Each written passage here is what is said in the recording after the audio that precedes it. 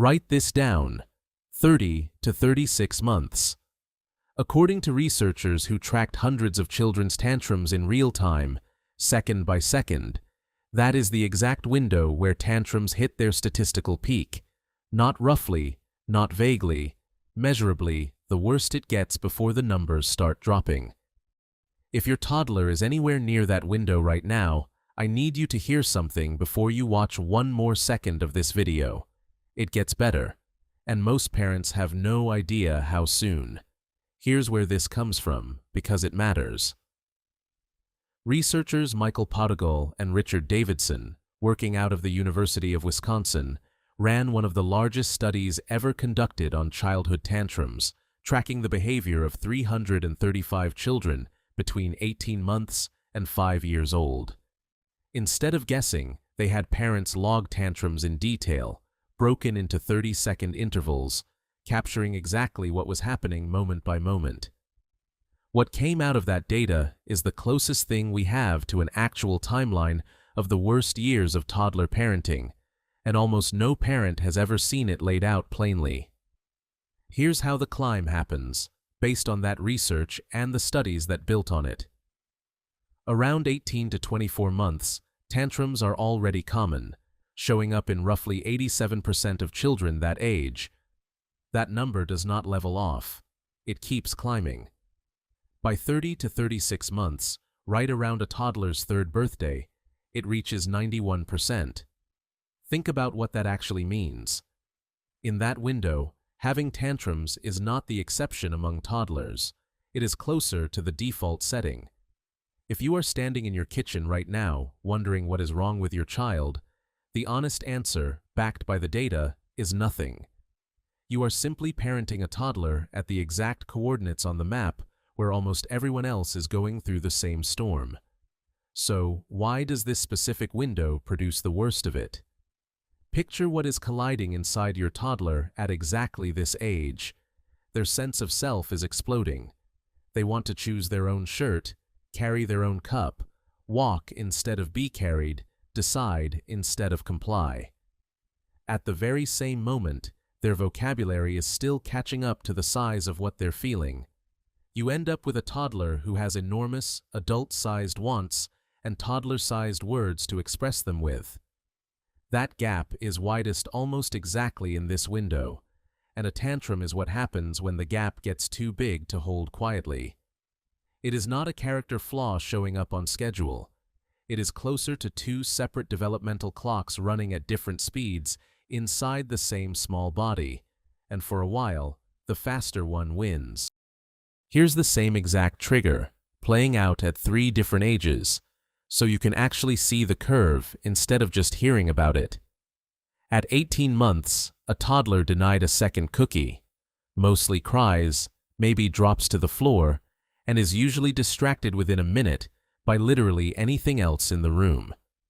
At 33 months, right at the peak, the same denied cookie can trigger 10 straight minutes of screaming, flailing, and a level of fury that seems wildly disproportionate to a piece of food, because at this age, the want is enormous, and the vocabulary to negotiate around it barely exists yet. By 4.5, the same scenario often produces a scowl, maybe a sharp, "That's not fair," and then, remarkably, moving on. Same trigger, same child, just further along the map. The cookie never changed. The brain around it did. Here's the part almost nobody explains, and it changes how you should actually feel about this stage. Tantrums during this peak window are not simply happening more often. Podagal's research found something more specific and, honestly, more comforting. As children move through this age range, high-intensity anger, the screaming, thrashing can't be reasoned with kind, gradually decreases, even while lower-intensity frustration becomes more common. In plain terms, your toddler is not just going to have fewer tantrums as they get older. The tantrums they do have are going to stop being 5 alarm fires and start becoming something closer to a passing storm cloud. The frequency softens. The intensity softens even faster. Think about the difference between a tantrum that ends with your toddler kicking the wall and one that ends with a huffy sigh and crossed arms. Both technically count as a tantrum in a research log. Only one of them leaves you needing to sit down afterward. That is the shift happening underneath the surface, quietly, even on weeks where it does not feel like anything is improving at all. Quick pause here, because what I'm about to tell you next is the number every exhausted parent actually wants to hear, and it deserves your full attention. If this is already giving you a little bit of hope on a hard week, subscribe now, because we break down research exactly like this every single week. Here is the number. By 42 to 48 months, roughly your toddler's 4th birthday, tantrum prevalence drops sharply, all the way down to 59%. Read that shift again. 91% at the peak, 59% about a year later. That is not a gentle taper. That is a genuine cliff, and it happens for a reason you can actually watch unfold in real time, in your own home. Language catches up. The part of the brain responsible for pausing before reacting keeps maturing, and slowly, the tool that used to be a full-body meltdown gets quietly replaced by a sentence. I'm really upset. I wanted that. That's not fair. The tantrum was never the goal. It was the only tool available until a better one finished being built. Now, I want to be honest with you about the parts of this that don't fit neatly into a single number, because real children do not read research papers. Some toddlers peak earlier, some peak later.